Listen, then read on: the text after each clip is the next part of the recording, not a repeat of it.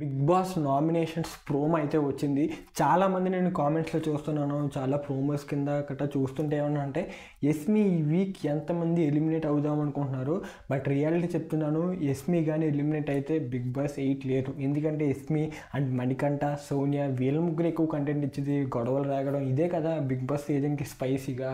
Big boss season 8 ఇప్పటికే flop అవుతున్న దిశలో ఉంది. ఈరోజు నామినేషన్స్ ప్రోమోలో ఇటు నాగమణికంఠకి అండ్ యస్మికి జరిగిన పోరాటంలో యస్మి బొక్క అనే మాట మాట్లాడడం అది ఈరోజు ప్రోమోలు అయితే కట్ చేశారు. నిన్న ఎపిసోడ్ అయిన తర్వాత రేపటి ప్రోమోలు అయితే ఆ ఓట్ పెట్టారు, ఇందులో ఎందుకో కట్ చేశారు. సో అది తన ఫేమ్కి అయినా డిస్టర్బ్ అయిద్ది అని చెప్పి కట్ చేశారు. సో అది మీరు ఈవినింగ్ ఎపిసోడ్లో అయితే చూస్తారు.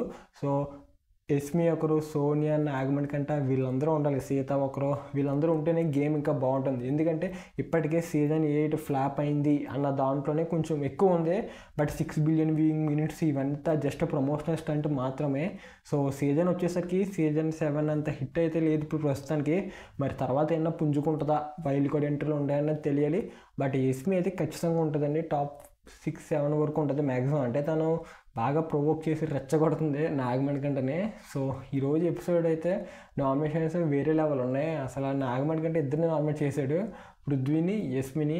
యస్మికి రీజన్ చెప్పాడు, బట్ పృథ్వీకి వచ్చి అగ్రెషన్, ఈ అగ్రెషన్ వల్లనే మొత్తం ఇదంటే నా ఆడే విధానం బై నా అగ్రెషన్ ఎంత అని చెప్పి పృథ్వీ చెప్పాడు. అసలు అగ్రెషన్ పృథ్వీకి మీరు ఏ విషయంలో చూసారు, అంత అగ్రెసివ్గా ఏమీ లేదు కదా, తను అనుకుంటున్నాడు అగ్రెసివ్ అని.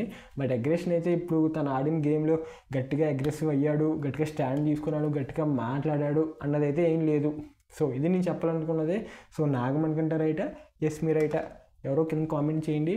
ఇంకా evening promo and promo analysis కూడా ఇప్పుడు పెట్టబోతున్నాను. Thank you for watching.